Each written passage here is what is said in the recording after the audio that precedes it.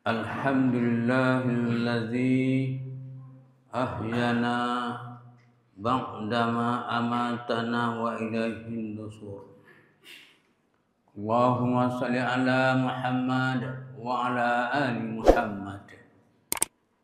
Yang sama-sama kita hormati Bapak-bapak, Ibu-ibu, pengurus masjid rahimakumullah. Yang saya hormati Bapak Ibu jamaah subuh rahimakumullah. Mari kita bersama-sama mengingat rahmat nikmat Allah yang telah kita terima. Kemudian mari kita bersyukur dengan mengucapkan alhamdulillahirabbil alamin. Kita iring berselawat pada Rasulullah sallallahu alaihi wasallam. Allahumma shalli ala Muhammad wa ala ali Muhammad. Bapak Ibu jamaah subuh rahimakumullah. Kita lanjutkan sekarang ayat 15. Insyaallah kita baca sampai ayat 20.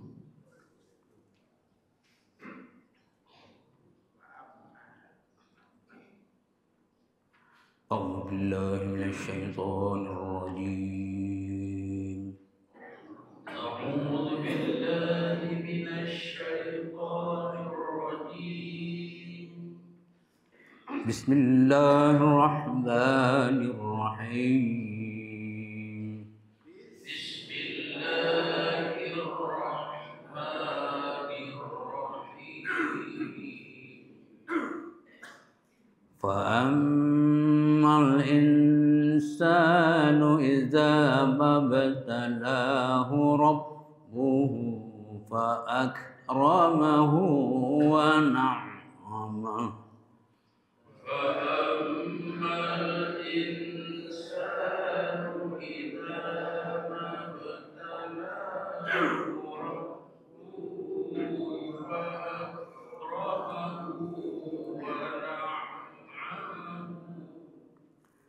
فيقول ربي أكرمن.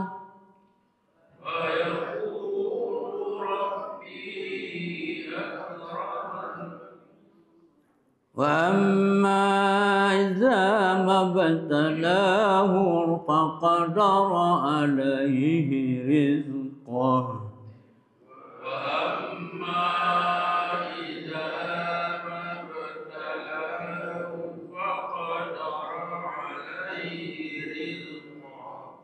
فيقول ربي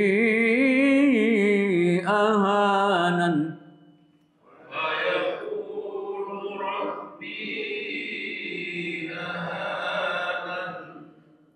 كلا بل لا تكرمون اليتيم.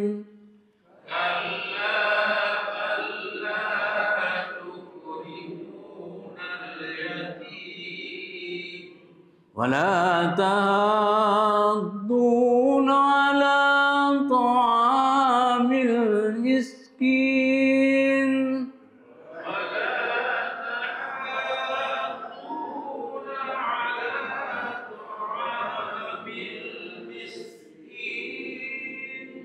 وتأكلون التراث أكلا لما.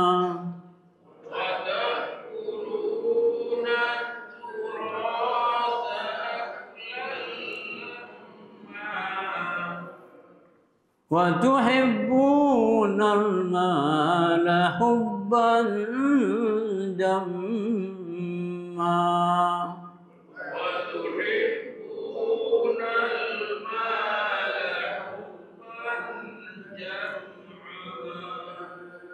صدق الله العظيم.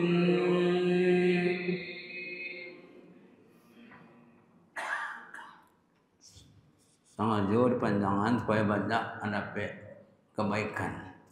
Ya, ini ditafsirkan hanya 2 ayat, yaitu ayat 15 dan ayat 16. Fa amma, maka adapun al insan manusia, iza apabila apa-apa mabatalahu yang diuji hu akan jana rabbuhu oleh Tuhannya, fa akramahu, ujian itu maka dimuliakan jana oleh Allah, fa na'amahu, dan diberi nikmat oleh Allah ya.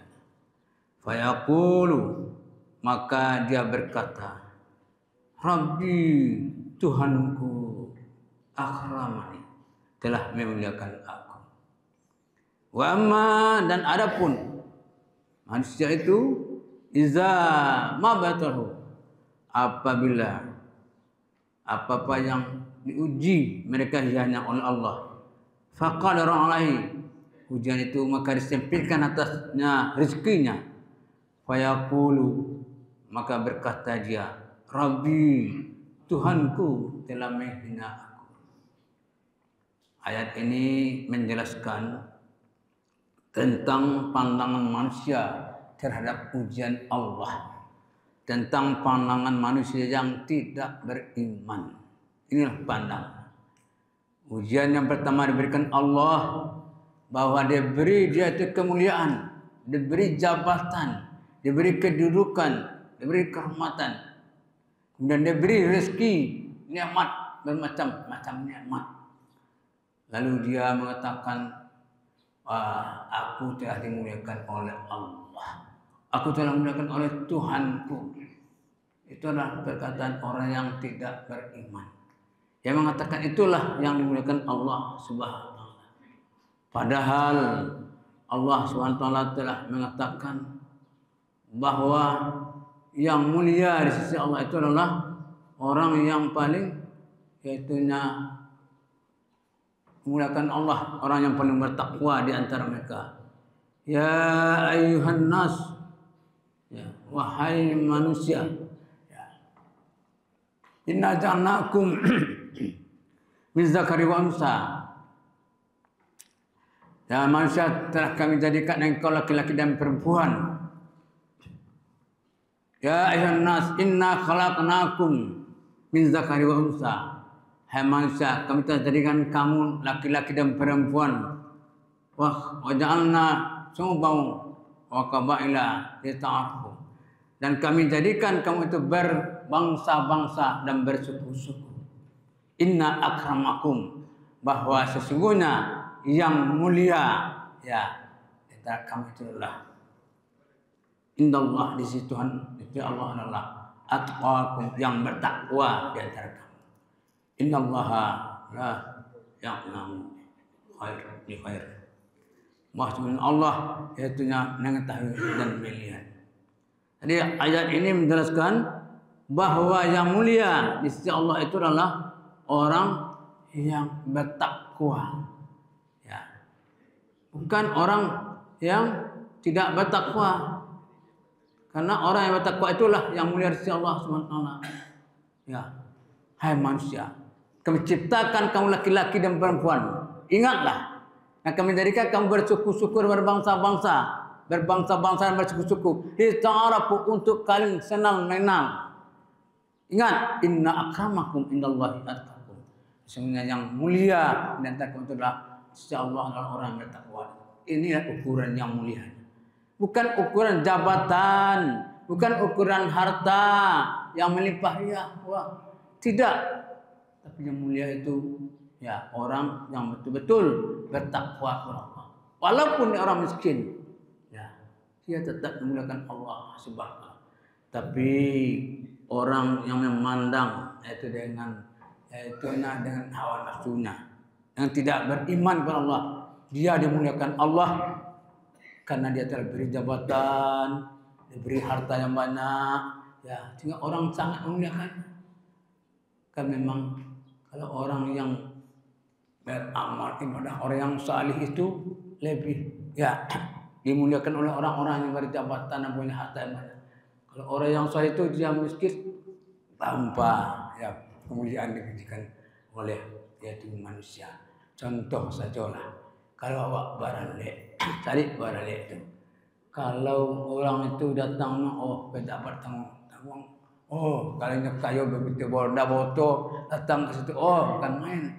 Tapi kalau yang orang ya orang saleh, tapi berjalan kaki datang, jadi kurang ya, tidak muliakan. Padahal Allah yang memuliakan adalah orang yang bertakwa di antara kaum Allah SWT. Jadi ingatlah, bagaimanapun kedudukan kita, bagaimanapun banyak harta kita, tapi di sisi Allah tidaklah dia mulia kalau dia tidak bertakwa. Jadi banyak orang memandang, ya orang mulia itu orang yang punya jabatan, orang yang harta, tidak sesuai dengan pandangan Allah SWT. Orang kisah nyata sendiri pernah mau dapat SMS, Pak, ada kok souvenir hadiah dari Pak.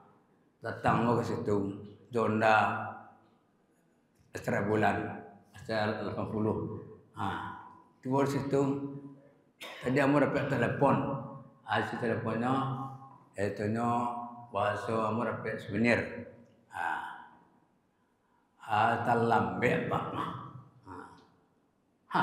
Pak talambek dah tu. Ayo tadi yo kini kena dah habisnya, nak dah. Oh baik itu jalan. Talambek nak itu dah. Kemudian mau balik pulang. Tiba di rumah mau tukar joto lagi. Joto pakai situ. Tiba dia baru saja tiba turun oto. Masuk Pak, abang, masuk Pak. Masuk. Apa ke Bapak? Tapi ada telepon tadi, mau dapat souvenir, ada hadiahnya. Ayo Pak, masuk Pak. Aku Pak aja. Itu ada pandangan tadi kan? Oto dari pandangannya. Itulah contohnya memuliakan. Ya, di pandangnya, itunya nak tahu nih.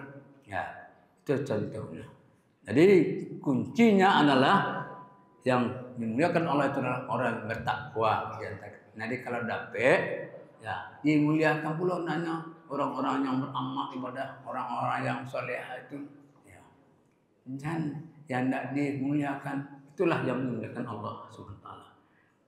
Kemudian ayat berikutnya, wa amma izza mimtalahu faqadara rizqah. Dan adapun orang itu apabila diuji dengan disempitkan oleh Allah SWT hartanya, rezekinya, ya, fayaqulu rabbi ahana. Dia mengatakan, aku telah dihinakan oleh Tuhanku. Kalau miskin ini hina rasanya. Itu pandangan orang yang tidak beriman. Orang memandang tidak beriman. Tapi orang yang memandang yang beriman walaupun dia miskin, tapi dia beribadah taat kepada Allah SWT. Itulah orang yang hina. Bagaimana Allah mengatakan firman Allah Subhanahu wa taala bahwa orang yang hina itu innal ladzina yuhadduna Allah wa rasulah ulaika fil azallin. Bahwasanya orang-orang yang menentang Allah dan Rasulnya, mereka itulah termasuk dalam orang yang hina. Menentang Allah, orang yang tidak salat, orang yang tidak menjalankan perintah Allah, itu menentang Allah dan Rasulnya. Itulah orang yang hina, bukan orang yang miskin. Ya, Nabi Muhammad SAW pernah Aisyah mengatakan, apa kata Aisyah? Inna kunna ala Muhammad namkusu sahara ma nastauqidu binar in huwa illa tamar wal ma. Kata Aisyah, sesungguhnya kami keluarga Muhammad pernah selama sebulan tidak menyalakan api, tidak memasak apapun kecuali kurma dan air. Hadis riwayat Muslim. Apakah hina Nabi Muhammad? Ya, miskin, tidak pernah memasak selama 1 bulan Nabi Muhammad, hanya makan kurma dan minum air.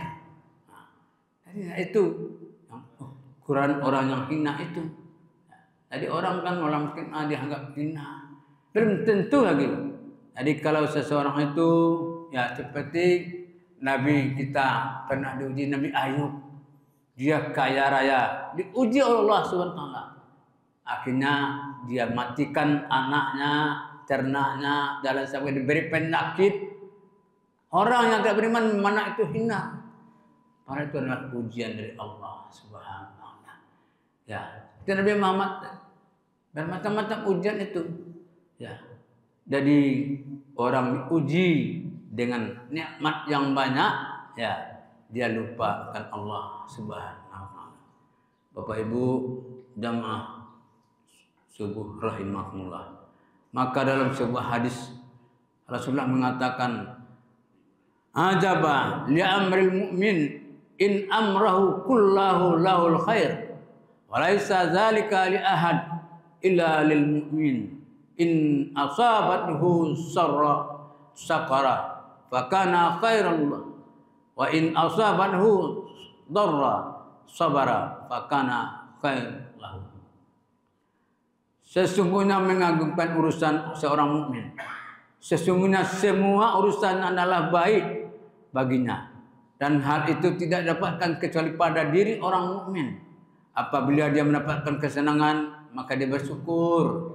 Apabila dia mendapat kesusahan, maka dia akan bersabar kepada Allah SWT. Itulah orang yang mukmin, menakjubkan orang mukmin. Memang banyak ujian dan lain sebagainya, tapi jangan kita menganggap itu adalah azab Allah terhadap orang beriman.